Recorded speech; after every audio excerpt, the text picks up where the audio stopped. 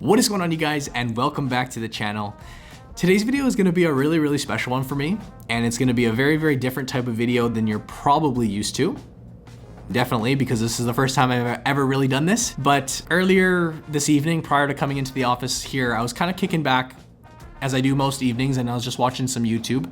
And I was watching one of my favorite channels that I follow, which is the channel PPCIan. You guys know I've mentioned them on the channel from time to time. If you're new to the YouTube community, maybe you're not familiar with him, but this is a dividend investor out of San Francisco. And he really resides with and kind of falls into this dividend strategy and approach in the stock market. And this recent video that he posted really, I thought, was a special one. He actually had an interview going on, or a conversation, you know, chit chat type of deal with one of his subscribers, who was also a longtime investor, quite knowledgeable and quite experienced. And he's somebody that has gone through that progression of dividend investing and building up a portfolio and accumulating to the point now where this fellow, this older guy, is now, he's not that old, but he's at the point in life where the cash flow, the income generation, the passive income, I should say, that he's earning from his portfolio is now paying for his lifestyle. Why this video hits home with me so much was that as investors that are just kind of starting off their career and journey, it can be very hard to envision 20 years out, 30 years out, and kind of see that end result, right? That we all kind of strive for as dividend investors, or investors in general, right? Just to reach that, you know, financial freedom or financial independence, so to speak, that we all talk about and hear about. And even if you're not young, even if you're, you know, 40, and you have 20 years to retirement, it can be tough to envision that end result. But what's cool about this guy that he had on named Sam, he is giving the perspective of an ordinary human being like you or like I, who has gone through that. You know, it's not a mutual fund company or a fund provider saying, our dividend fund is gonna get you here and this is great. This is like a legitimate person that just done the right things over the years and is now at a point where he can live the lifestyle he wants with his, you know, or his expenses. Well, his expenses are covered, right? Yeah, that's kind of the goal. And you know, Ian's a channel that, for those of you that don't know, a couple years back when my channel was just kind of getting off the ground, like really, you know, just getting started, he went out of his way to make a video and included me in that video about 5 channels or 5 YouTubers that, you know, he supported or that he saw would be promising and ones to kind of follow within the community. And I'll never forget that day that he posted that video about me. Even at the time, he was somebody that I highly look up to and still do today. From both an investor standpoint, a YouTuber standpoint, he's someone that I feel really cares about educating his subscriber base and really bettering the community here.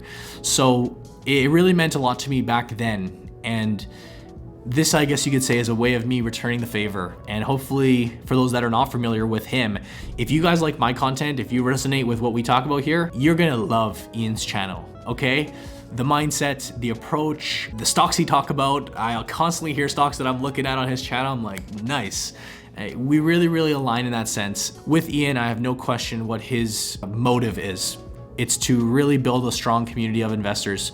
It's to really educate people and help better their lives through education and through, in his case, dividend investing. So regardless of if you're a dividend investor, regardless if you're just new to investing, you don't know what strategy to take, or even if you're an investor who's not into dividends, this is a clip that I want to share with you guys, about 20-25 minutes, I believe, which I think will just give you guys some really good perspective, some really good reminders, and just some really good education and chit chat at the end of the day. With that said, I guess I can sign off here. Ian, if you're watching this video, I hope this is okay, me doing this. Haven't asked you, but I don't really see why not. Actually, what I will do for him is I'll actually link his channel down below. I will link the video down below. So if you actually are wanting to go over to his channel, you can go pop some views on his video rather than just staying here and watching it. But regardless, this is information that I think should benefit everyone. Really much enjoyed this conversation, and I'd be happy to share with you guys. So with that said, I will sign off now. If you guys enjoyed, give this a thumbs up. Like I said, I'm going fishing over the weekend, so you probably won't be hearing from me all too much for the next little while, but I will be back next week with some more content. And in the meantime, I hope you enjoy this really fun conversation with Ian and a subscriber named Sam. Hey everyone, Ian here from PPCIan. We just had our dividend investing meetup at Starbucks, and I'm here with my friend Sam, who is a seasoned dividend stock investor. I'm going to ask him a few questions in the video today, talk about some of the things we discussed at the meetup, and also his experience with dividend stock investing. And a fun fact, if you've been watching my videos for a long time, back in 2019, I had the pleasure of interviewing Sam here on this channel before. So welcome back, Sam, to the channel. Great to be here, Ian. I'm so happy we could get together in person because we've been not been able to do that for about a year and a half now, and we missed the last meetup. But I'm glad to be here and happy to talk about stocks. Yeah, it really has been a while, and so it's a true blessing to be able to have these meetups in person again. And so we want to talk about a variety of things today. I would want to start off actually just with a fun topic about United Technologies, because we were just talking about this at the meetup just now, and we were talking about United Technologies becoming Raytheon Technologies, spinning off Carrier and Otis, and how that was really a successful event for dividend investors. I own those stocks, and I know Sam does as well. Sam, what has been your experience with United Technologies and Raytheon Technologies? Well, I have to say I was skeptical of the two spin-offs that they would do anything, Otis and Carrier. I thought, well, especially in the pandemic, they spun off right before the pandemic happened, and I thought, well, who's going to be, working on elevators or installing new elevators or escalators in malls or buildings or anything? But those two stocks, Carrier and Otis, have performed stunningly. I think Carrier's up over 100%, Otis right around the same, and Raytheon was the laggard of the group, which is unfortunate, but I'm happy to have all three of them, and I think they're all great companies. I'm going to continue to hold them. I wish I had bought more Carrier after the spinoff. I did not. I just kept the shares that I was given, but maybe there'll be time to add some later on. Added to Raytheon, and I think it's a great company. I'm a big believer in aerospace, and I think it's going forward, it's a great company. But very, very pleased with Carrier and Otis, and plan on continuing to hold those for maybe forever.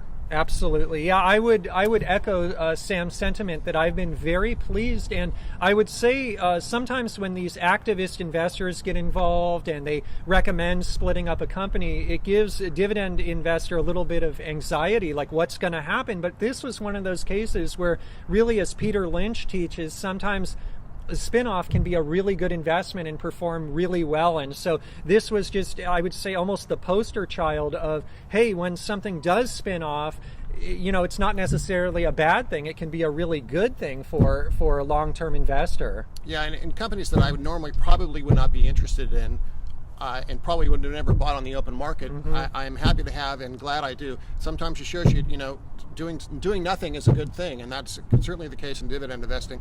Certainly was the case in the market in the last year. Don't panic. The market's crashing. Buy stocks, and you will be rewarded in the long term, and that's what dividend investing is about for me. Absolutely. It's about the long-term reward, and so far so good. And I think we talked about this, how the pandemic really proved dividend investing is a worthwhile endeavor and a solid endeavor. We did suffer some dividend cuts, but overall my dividend income went up last year, not as much as it would have gone up in a normal year, but it did go up, and several companies raised their dividends, and it was just a great test for the whole theory, the whole strategy, and I'm very, very pleased with it. So I want to dig into that a little bit, because Sam, for those of you that don't know, he has been investing in dividends for a very long time, and he's been very successful with his strategy. Sam, are you experiencing now financial freedom from dividends? Are you basically using dividends to pay your bills? I am. I'll tell you, I'm no longer adding new money to my account. I am only taking money out. I take all my dividends in cash. I reinvest about half of them, and I spend the rest. Paying my bills. That's what I do. So it's paying for my lifestyle is a good portion of it. And I'm sort of dialing back on the work. And, I didn't tell you this earlier, so I'm throwing this. Today is my 57th birthday. Oh, okay. Happy birthday! Yeah, thank you. Nice. So I'm, I do use dividends to fund my lifestyle to a great degree right now. And if you guys can probably see on camera, but in person as well, he probably looks about 40, 45, and so that's probably a element of dividend investing as well, that it brings a lot of value to one's lifestyle and to how they can experience life. And would you say that dividends have changed your life in many ways, or allowed you to enjoy different experiences and having more time that you might have not had otherwise? Yeah, I will say that, and it just, as you get older, you focus on going forward your bills, and you understand what it takes to live. And I think it's a great comfort knowing I have that cash flow coming in every month to pay my bills. As I like to say, they always say there's only certain things are death and taxes. Well, I would say the third thing might be bills, right? I mean, bills are going to come at you every month. And I really do sleep well at night, because I know that I will have enough cash, put into my account in every month to cover the basic necessities of life, and anything excess I can just enjoy and do those other things. But the basic necessities are now covered, and that's a great feeling. Absolutely. And now one thing I want to go back to is Sam brought up this point about the pandemic and when the market did tank. One of the things we discussed today at the meetup was just, hey, the market really had a V-shaped recovery. It didn't have a W-shaped recovery. It just was kind of down, back up. It was really quick. And I remember at one point during the downturn, there was even a prominent kind of activist investor on CNBC telling people that, quote unquote, hell is coming, like, things are going to get very bad. And I'll tell you just personally, as a dividend investor during the downturn, many of you guys know, I was buying stocks. I was taking the opportunity to average into high quality stocks. And I'd just be curious, Sam, you've been through so many market cycles over the years. You've been investing for a long time. What was it like in the moment during the pandemic? How were you viewing that? Were you viewing it as an opportunity? Were you getting scared at all during the downturn? How did you personally, as a dividend investor, look at that correction? I'll say this. I bought the bottom. Yeah. I bought the very bottom. Of course, I bought every day before that, and many days after that. I was buying stocks every day. Yeah. That's what I knew to do, and I bought more than I know. I'm always buying stocks. Yeah. Good markets or bad markets, I am adding to positions that are on sale all the time, and I did more buying during that period than I usually do. But that's what I was doing. I knew it would come back. It always does. I did not think it would come back in 8 months. I thought it would take a few years. Yeah. And I told my wife that. I remember saying, this is going to take a while to come back, and boy, was I wrong. And that's the thing. You're going to be wrong, but if you stick with a strategy, you will win in the long term. Yeah. And that's, I'm happy the market came back. It was great. But I was buying stocks as fast as I could, and with as much money as I had. And I was happy when the dividends paid, so I could buy more stocks. Absolutely. Yeah, I was doing the same for a lot of you out there who follow me on Twitter. It was crazy back then, basically buying every day. And it sure did come back quickly. It was very interesting to see that this particular correction and recovery was a lot quicker, it seems, than anything we had experienced in the past, such as the great financial crisis that happened previously. So it's very interesting. One question I would just have, Sam, you've been in dividend stock investing for a really long time. Is anything different right now? Are you looking at anything differently now in 2021 than maybe you did back in earlier days? Are there any parts of your strategy that have evolved, or anything that you just keep top of mind now that might be different than in the past? Or are you looking at dividend stocks right now the same as you always have? I'm actually looking at them in a more loving way, as I appreciate them more now. Going through that correction was pretty bad, and it was the 2009 correction that sort of got me into the whole dividend thing. I was a stock investor, no doubt, and I had a portfolio of ETFs and some mutual funds, but I realized that if I needed the money, I would have to sell in a down market, and that's a terrible thing to do. It's a terrible thing to have to sell an asset when the prices are low. So when I read the book, I think I mentioned this in the last video, called The Dividend Drill, it talked about how you could live off the dividends and you don't have to sell your stocks at a bad moment, and it's a very comforting thing. So I appreciate being through the correction we just went through. I am even more happy with the strategy. I think it's really paying off. As far as other stocks I'm looking, no, I'm tending to look for more yield now, maybe a little bit as I get older. Yeah. So I'm maybe, I think as I mentioned, I'm buying a General Mills right now, which I think is a good value, and Clorox, we were talking about that. I'm buying those stocks. I do have some high growth companies in my dividend portfolio. My largest position is Microsoft. I bought it a long time ago. Very thrilled with that, the way that's turned out. I think I mentioned when I bought Microsoft, it was yielding 3%. Wow. That's hard to believe because it's much less than 1% now because it's gone up so much. But so I'm sort of leaning more towards higher yielding stocks right now. Yeah. That may change if the fast growers take a big dip, but that's what I'm doing now. That's great. Yeah, and I see that a lot on the channel because there are all kinds of investors in our community, and it's now almost 80,000 subscribers, and I have folks who are just starting out in their 20s. We had another member of the community who joined us at our meetup. It was really wonderful today. Shout out to Andy, and he's got more years ahead in his dividend investing journey, and then we've got folks who are further along in the journey, and I think there are different stocks that may make sense for different groups, and certainly people who are at retirement or really close to it. Sometimes the higher yielders, it makes sense because it gives the cash flow right now. And so I'd be curious, Sam, we were talking about at the meetup just General Mills. What do you think about General Mills and like the Blue Buffalo acquisition? Yeah, we talked about that because at the time Blue Buffalo happened, I was not happy about it. I was a shareholder of General Mills at the time, and I thought they overpaid for that company. I think it was $7 billion or maybe more. It seemed like a lot of money for dog food, a small dog food company. But I was wrong. Again, I was wrong, and they were right. That's why I buy these companies, is to have them manage them because they know what they're doing. And that acquisition has turned out to be wonderful for them, and they are now back on the track of raising their dividend. They paused it for a couple of years, which was fine. I just like the company. I think it's well run. I think it's a staple in my portfolio, and I like that. It's yielding, I think, about 3.5% right now. So anytime it gets down to the low teens, I like to buy it and add to it. And same with Clorox. I think Clorox was a good buy. Recently it's kind of shot up since then. But you got to strike fast. That's why I'm always buying. I always buy. I mean, I buy stocks almost every day. Wow. Yeah, really? 2, 3, 4 shares, maybe not a lot, because I don't have a lot of money. As I said, I'm not adding money to the account anymore. I'm just reinvesting dividends.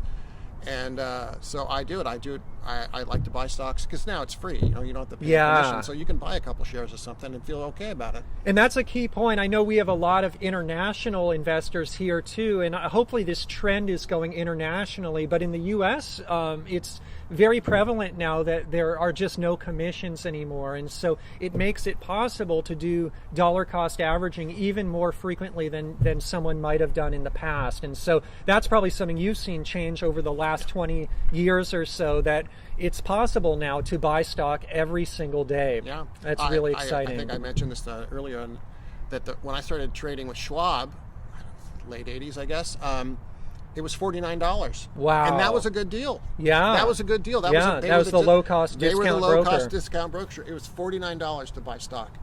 Yeah. So now it's free. It's just amazing. It's such a great thing, and that is such a powerful thing for individual investors to have zero commissions. I mean, the money you're saving, and the fact you can buy a little bit every day.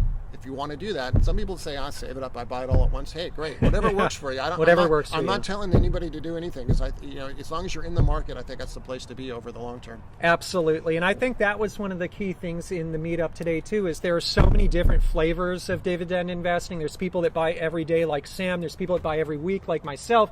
There's people that prefer ETFs or individual stocks, but it's all dividend investing, and there's many ways to go about dividend investing that meet the goals of each individual. I have another question for you, Sam. You're, as I am, a fan of Clorox Company. Could you tell me a little bit about what you think about Clorox, a local company here? Yeah, I live in Oakland, and it's one of the. I think it's the only S&P company that's actually based in Oakland, which it's great. It had a big run up last year during the pandemic as everybody was buying their Clorox wipes and their bleach to sanitize this and that, and the stock ran up, got way overvalued, and I did not buy any Clorox. I did 0 shares that I buy last year, but since the beginning of since about the end of last year, it's come down quite a bit. And I started buying it, I think when it hit about 180, and it went all the way down to 170, I think, and it's turned around. And I was buying shares every day, just a couple, 2 or 3 a day, just building that position as it went down. And it turned around very quickly. It went down to 170, and you never know. It could have gone to 160, 150. You just don't know. That's why I buy stocks, as often as I can. And it's now kind of turned around and heading back up. Hopefully, you never know what's going to happen in the market. But it's such a great company. It's such a long-term winner. I think it is not a large market cap at $22 billion, and I think its international exposure is limited right now, and I think that's a place that they can really expand over the next couple of years and grow their sales. And I'm very excited about that company. It's such a well-run company, such a great portfolio of products. Yep, and that's the key thing. People think Clorox is just the bleach, but bleach is just, I think, 45% or so of their business, or not only bleach, but cleaning products. They have other businesses as well, including like Kingsford charcoal, Glad bags. You were saying Hidden Valley Ranch dressing, salad dressing. Dressing. They've got all kinds of different products over at Clorox with limited international exposure right now. So really a sweet little company that I've been purchasing recently too, but I did avoid during the pandemic when it had gone up. Glad I owned it, but didn't want to buy any. Such heights. Absolutely. Sam, one or two last questions.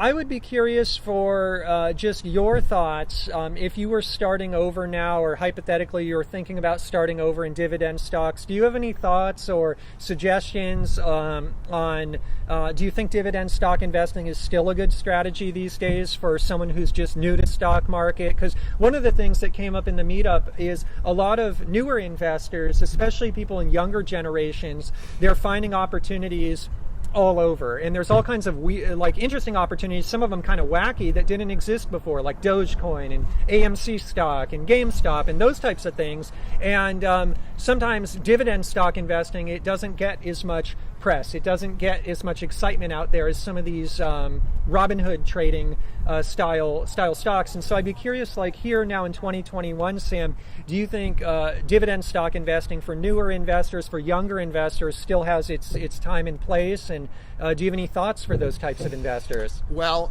I do. I know it's very difficult to hang out, if you're young, and hang out with your friends and watch them or listen to them talk about how much money they're making in AMC and GameStop and all these kind of stocks. If I had started when I was 20 years old in dividend investing, I would have retired longer ago, because that's just the reality of it. And I know it's not exciting, and I know it can be boring, but that's okay. Investing should be boring if you're doing it right, I think. Again, I'm an older guy. I know these are kind of antiquated ways, but yes, I think as long as you get started, now you can get started with an ETF, you can get started with anything. I think as long as you're in the market and you're understanding, learn about stocks, understand them, then you can maybe go into, especially with a small amount of money, it's hard to buy individual stocks, I think, and sort of feel good about it. So maybe you want to start with an ETF, a broad market ETF or index fund.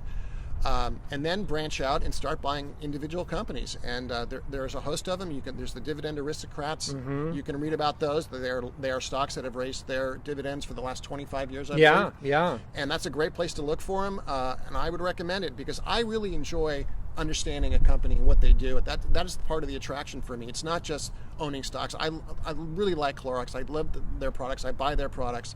Home Depot is my second largest position. Yeah. I love that company. I go there all the time just to see what's going on, what they're selling. And I enjoy that part of the investing, and I feel connected to the company. I don't know if I felt that way when I owned ETFs. I feel connected to these companies, and I like that.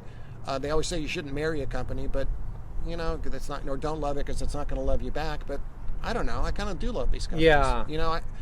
And I think they're going to be there for me in the long run. That's the point. And hopefully the long run is a much longer time period for me, and I know it is for you. And it is about sleeping well at night, and that's Absolutely. What I do. Dividends give me that comfort that I have that cash flow coming in, and that's what I want in my life at this particular time. Now I know when you're younger, and I was younger, I was in the .com area, and I was doing the crazy things and trading stocks, and I made some money and I lost some money. So but you can't consistently count on that to fund your lifestyle. That's what I learned over the time. How long have you been dividend investing? Well, like I said, I think I started in 2009. Wow. I had been in the market, like I said before, like ETFs. I did own some tech stocks in the 90s. But I just realized that, I have a certain amount of income that I need, and I don't want to have to sell stocks at an opportune time. That's what I learned. It's like, especially in retirement, maybe when I'm 70 years old, if you get into a bad bear market that lasts maybe 10 years and you have to sell off your portfolio to live, that's going to be a difficult thing to do, and you may run out of money because you don't know how long that's going to last. But the companies that I have, and I have 42 now with the spinoff from United Technologies, the odds are that 99% of them are going to keep paying those dividends, and if not raising those dividends. Absolutely. And I don't worry about that. I don't have to worry about selling off a stock when the market crashes just to pay bills. Absolutely. And I think that's a really key point about dividends is with a dividend, you can use the dividend to pay your bills, and so you don't have to sell the goose that laid the golden egg, if you will. You don't have to sell the equity. And so Sam is an OG investor, been around doing dividends forever. He's someone in the community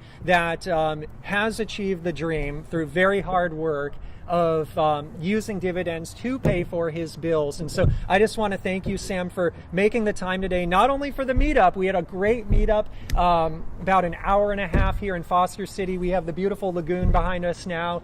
We met at the Starbucks, of course. And so, Sam, thank you for making the time today to share your story, your insights with everyone out there, because I know a lot of folks out there love hearing my perspective, but it's even more exciting to hear from people actually who have been dividend investing and achieving the dream out there, in addition to myself. So thank you for taking the time. Well, Ian, you are welcome, and it's a joy to be here, and it's so great to be back in person. Oh my goodness. To everybody out there, it's a real pleasure to meet this man. I really appreciate what he does, and we are all better off for what he does, because we're all becoming better investors.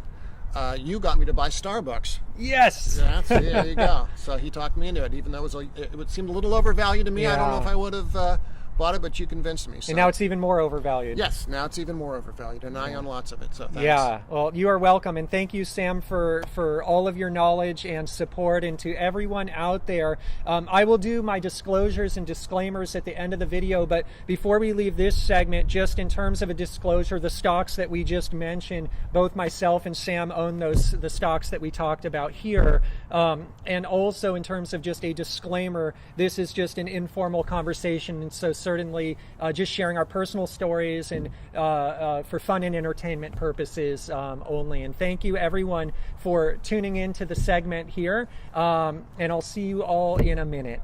All right, everyone. So I really hope you enjoyed that interview with Sam. Thank you again, Sam. It was such a pleasure having that opportunity, my friend. And I also want to say thank you to Andy for showing up to the meetup as well. Andy, it was so wonderful meeting you for the first time. Andy's been watching the channel a few years. He was able to make this meetup. Thank you, my friend. It was so awesome meeting you. That's my favorite part of all of this, is the friendships around dividend stock investing. And so if you enjoyed the video today, please go ahead and smash the like button. Show some love for the channel. Smash that like button if you enjoyed the guest interview with Sam. Please go ahead and subscribe as well with the notification bell. I want to reach 100,000 subscribers. That's my goal. By the way, I'm on Instagram. I'll link to that in the pinned comment. I just did an Instagram live on Monday. I'll probably do another one next Monday. So connect with me on Instagram for more great content on dividend investing. If you love what you see here, I've also got 39 bonus videos on Patreon. It's only $3 a month. You can cancel at any time. 39 videos, guys. So check that out on Patreon. I've got like 175 plus patrons who are loving it over there. If you are a patron and you want to share with others what's your experience on Patreon, put it in the comments below, and I'd love to see you all over on Patreon. And before I leave today, in terms of a full disclosure, I'm an affiliate of Voyager and BlockFi. In terms of full disclosure, I own a lot of the stocks mentioned today. I am long Starbucks, ticker SBUX, Clorox, ticker CLX, General Mills, ticker GIS, Apple, ticker AAPL. I am long Walmart, ticker WMT. I am long Raytheon Technologies, ticker RTX. I am long Otis, ticker OTIS. I am long Carrier, ticker CARR. I own all of those in my personal dividend stock portfolio. I'm also long crypto assets like Bitcoin and GUSD, Gemini US dollar coin, and USDC US dollar coin. I own those in my crypto portfolio. In terms of a friendly disclaimer, Today's video is not investment advice. I'm not a licensed investment advisor. Today's video is just for your fun and entertainment. If you're going to go out and invest in the stock market or anywhere else, please consult your licensed financial advisor first. It's possible to lose a ton of money in the stock market and crypto, so proceed with caution, especially because this market has gone up so high. I'm just sharing my journey here for fun. I love you all. Thank you for your support. I'll see you in the next video.